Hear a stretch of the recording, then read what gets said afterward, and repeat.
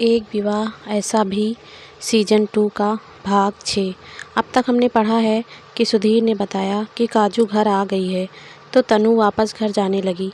तभी उसने देखा कि एक गाड़ी जो उसके आगे चल रही थी वो कभी इधर तो कभी उधर जा रही थी। अब आगे तनु ने देखा तो ये गाड़ी ताज की थी, जो गाड़ी को संभाल नहीं पा रहा था। तो तनु ने अपनी बाइक उसकी गाड़ी के बराबर लाकर कहा, ओह हेलो, गाड़ी से उतरो नहीं तो एक्सीडेंट हो जाएगा। ताज ने तनु को देखकर झटके से गाड़ी रोक ली और नीचे उतर गया। तनु ने अपनी बाइक रोक ली और ताज के पास आ गई। ताज ने तनु को देखकर नशे में झूमते हुए कहा, माँ कसम, जिसने भी ये नशा करवाया है ना, उससे मिलने दो। मैंने भी बदला ना लिया तो मेरा नाम ताज तनु को देखकर कहा, मेरा नाम क्या है। तनु को अपनी गलती का एहसास हुआ कि उसने ताज को नशे की ड्रिंक पिलाकर सही नहीं किया। ताज ने कोई कभी नशा नहीं किया था और पहली बार में ही उसे नशे की हाई डोज देने से उसका नशा अभी तक भी नहीं उतरा था। तनु सोचने में बिजी थी तो ताज ने उसके कंधे को पकड़कर कहा, बताओ ना, मेरा नाम क्या है। तनु ने ताज को संभाल कर कहा, कुछ नहीं है तुम्हारा नाम, चलो घर चलते हैं।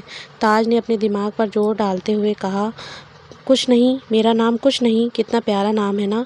तनु ने ताज को गाड़ी में बिठाया और गाड़ी चलाने लगी। उसने किसी को कॉल किया और उसकी बाइक को घर लाने के लिए कह दिया।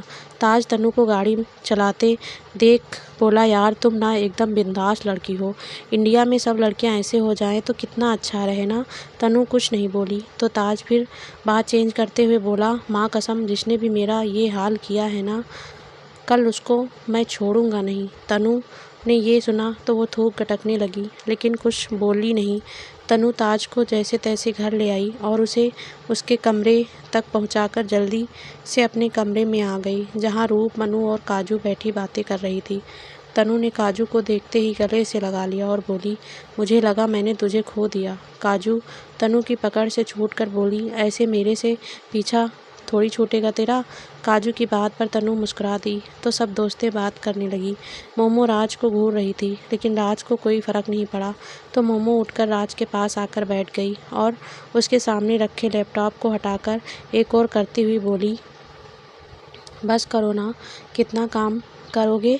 अब मेरी बात सुनो। मोमो ने शांति से कहा, तुम्हें नहीं लगता ये जो रूप है ये जानी पहचानी है। राज एक भौं उचकाकर कहा।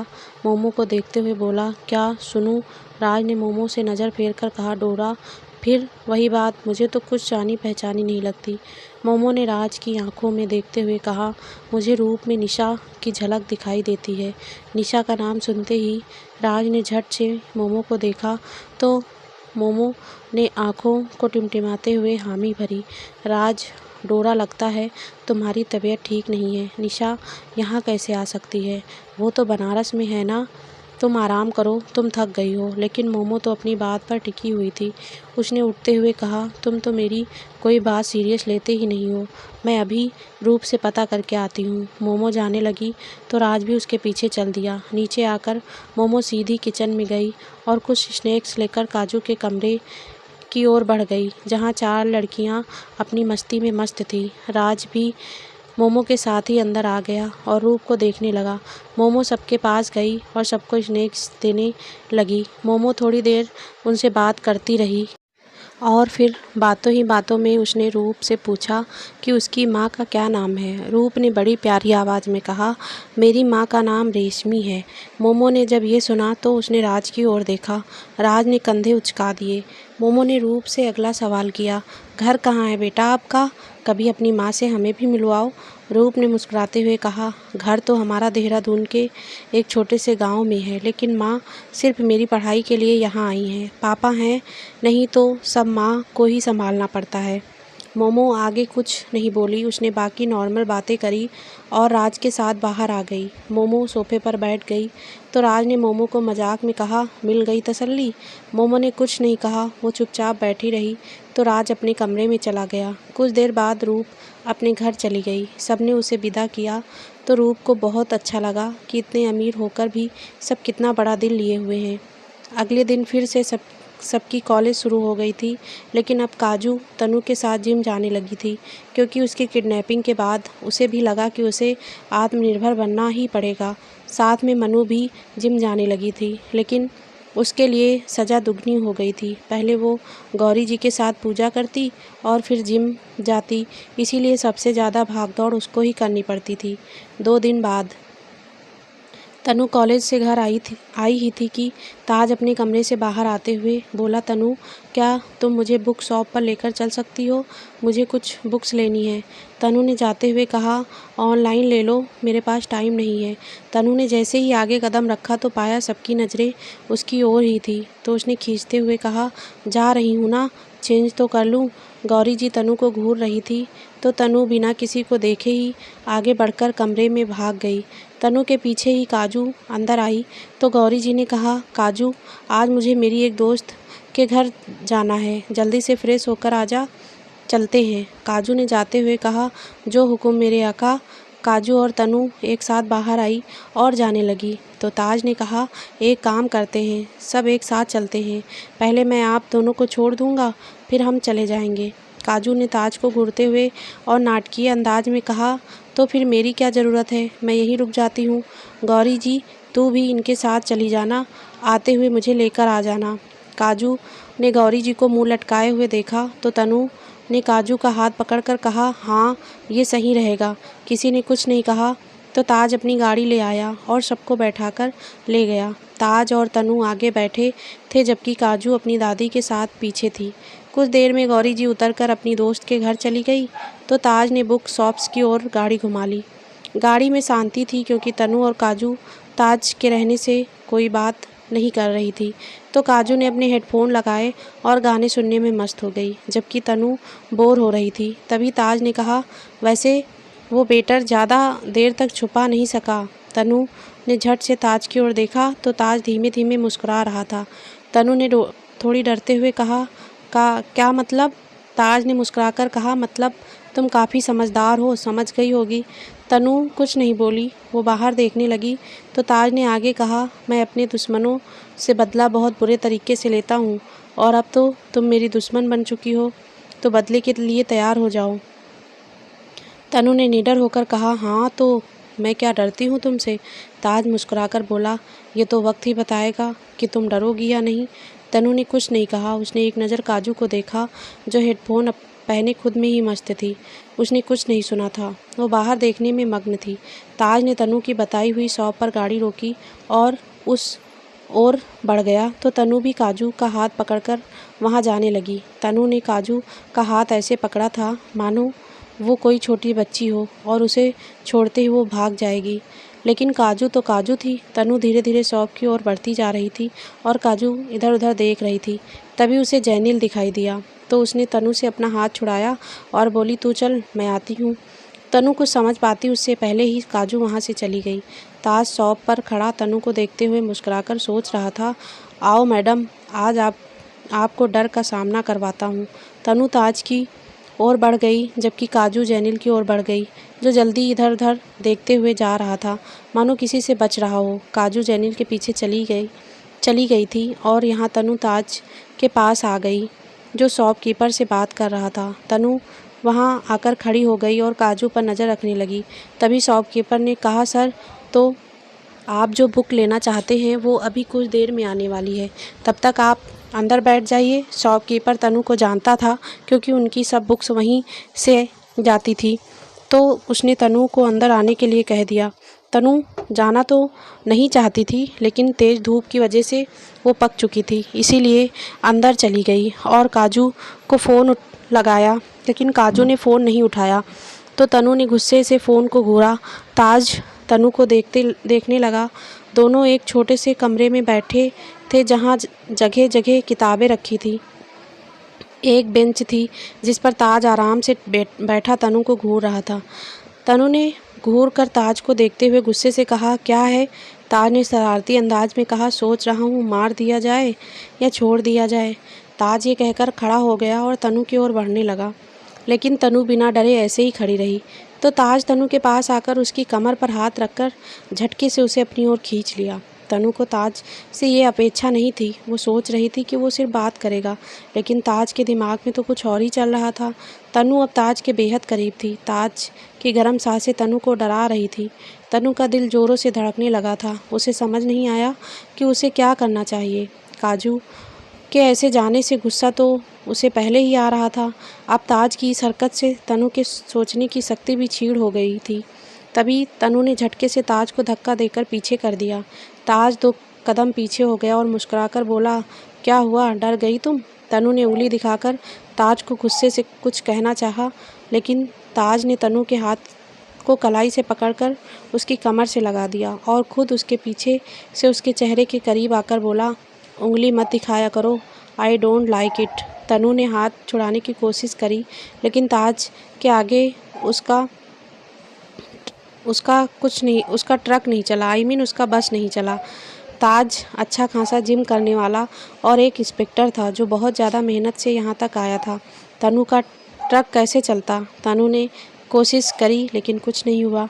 तो उसने दूसरे हाथ की कोहनी से ताज के पेट में मारा, जिससे ताज कराह कर पीछे हट गया।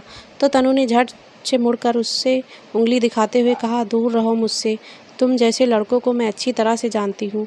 लड़की देखी नहीं कि हैवान की तरह टूट पड़ते हो उस पर, दरिंदे कहीं के। तनु ने जाने अनजाने में ताज को इतना बुरा कह दिया जिससे ताज की आंखों में खून उतर आया था।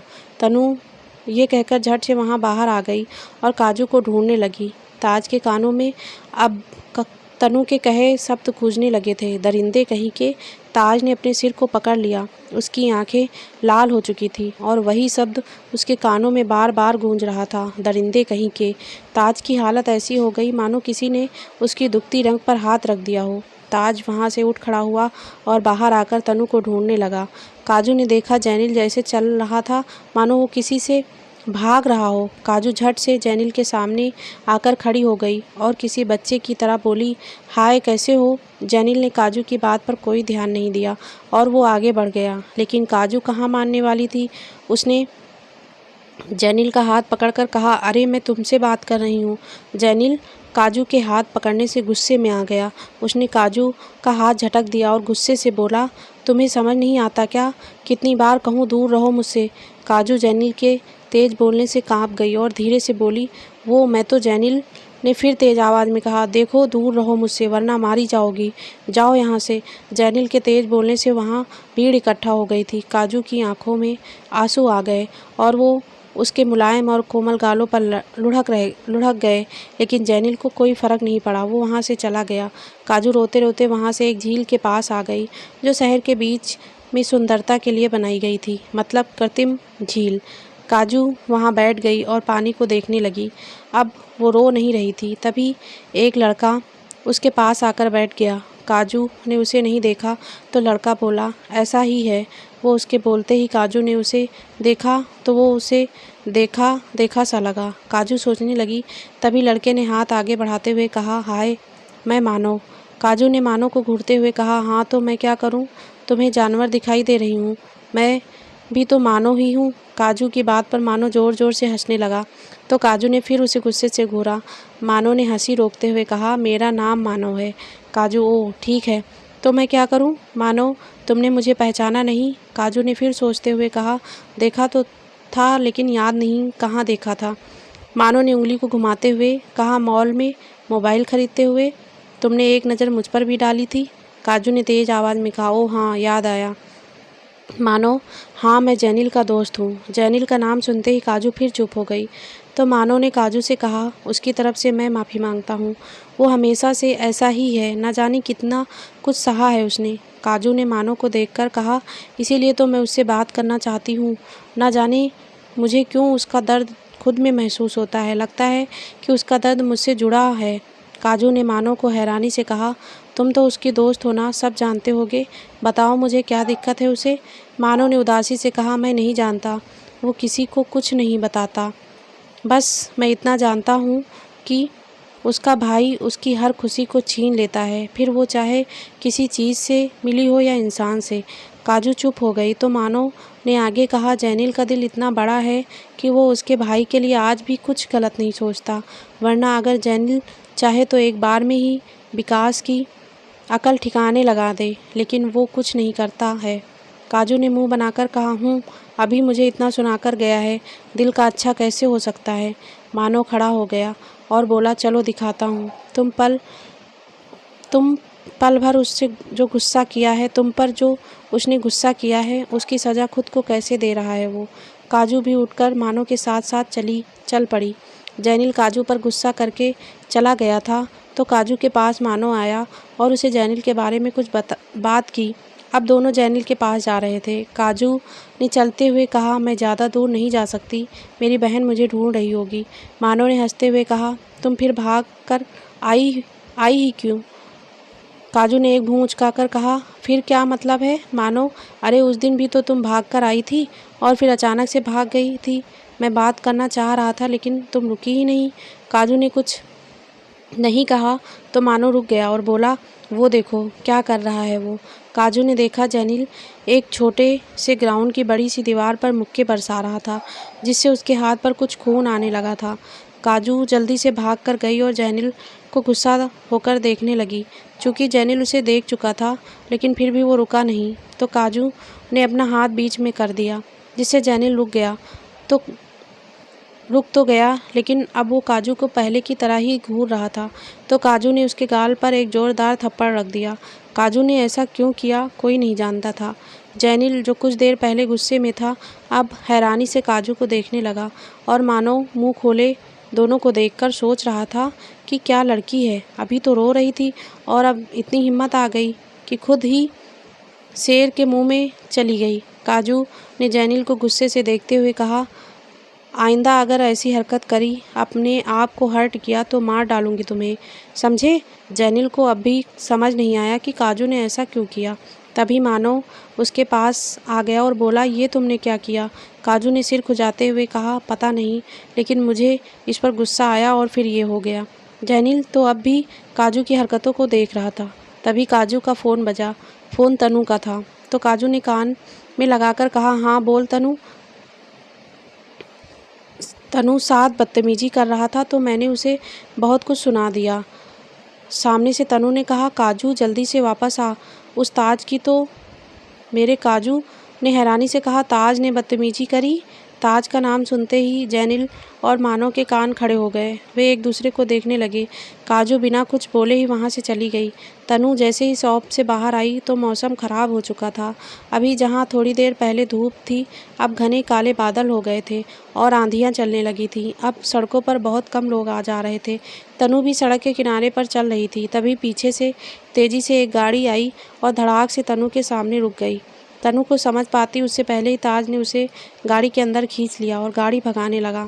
ताज को देखकर एक बार फिर तनु का पारा चढ़ गया, लेकिन अब तनु ने ताज को देखा तो वो घबरा गई।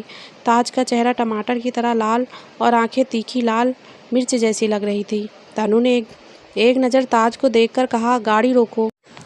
ताज लेकिन कुछ नहीं कहा, वो उसी स्पीड से गाड़ी चला रहा था। तनु बोले जा रही थी लेकिन ताज को तो जैसे कुछ सुनाई ही नहीं दे रहा था, वो तो बस चले जा रहा था। तनु ने गुस्से से चिल्लाकर कहा, कहाँ लेकर जा रहे हो मुझे? ताज ने भी गुस्से में चिल्लाकर कहा, दरिंदगी दिखाने लेकर जा रहा हूँ। ताज के बोलते ही तनु चुप हो गई और इधर उधर किसी से हेल्प के लिए देखने लगी। तनु ने देखा सामने से काजू आ रही थी तो उसने अपना हाथ बाहर निकाला, काजू को आवाज़ दी, लेकिन तभी ताज ने तनु को अंदर खींच लिया और शीशे लगा दिए। काजू ने देख तो लिया था लेकिन उसे समझ नहीं आया कि ये सब हो क्या रहा है। तभी उसके पीछे से एक गाड़ी आकर रुकी जिसमें जैनिल और मानव थे। उन्होंने उसे अंदर आने का इशारा किया तो काजू बिना देरी किए उसमें बैठ गई और जैनिल ने ताज की कार के पीछे अपनी कार लगा दी। जैनिल दिल का अच्छा है ये दिखाने के लिए मानव काजू को जैनिल के पास लेकर गया था, लेकिन काजू ने जैनिल पर ही गुस्सा करके उस पर हाथ उठा दिया था। तभी तनु की कॉल आ गई और उसने ताज की बदतमीजी के बारे में बात करी। ताज का नाम सुनते ही जैनिल और मानो दोनों चौंक गए थे। ताज तनु को अपने साथ ज़बरदस्ती कार में बैठाकर ले गया था। जैनिल, मानो और काजू तीनों ही ताज की गाड़ी के पीछे थे। जैनिल ताज की गाड़ी के जस्ट पीछे चला रहा था तो काजू ने उसे आगे चलने के लिए कहा, लेकिन जैनिल ने कोई रिक्वेस्ट नहीं किया।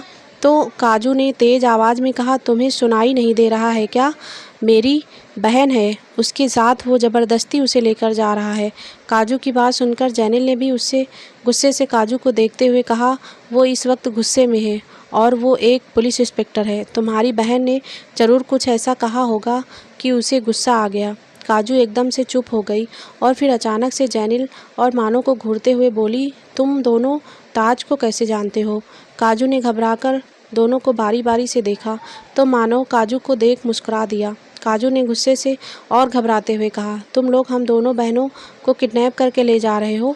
जेनिल कुछ नहीं बोला, वो चुपचाप ड्राइव कर रहा था जबकि मानो काजू की बात पर मुस्कुरा रहा था। तो दोस्तों, ये पार्ट यहीं समाप्त होता है और नेक्स्ट पार्ट जल्दी हमारे चैनल पर अपलोड होगा। आप सभी से मैं माफ़ी चाहती हूँ क्योंकि पार्ट बहुत ही देर में मैं अपडेट कर रही हूँ, इसलिए मुझे माफ़ कर देना दोस्तों, क्योंकि एडिटिंग करने में बहुत टाइम लग रहा है। मैं कर नहीं पा रही हूँ अपने बेबी की वजह से। तो प्लीज़ दोस्तों मुझे माफ़ करना और ऐसे हमारे साथ जुड़े रहना। आप सभी का दिल से बहुत बहुत धन्यवाद।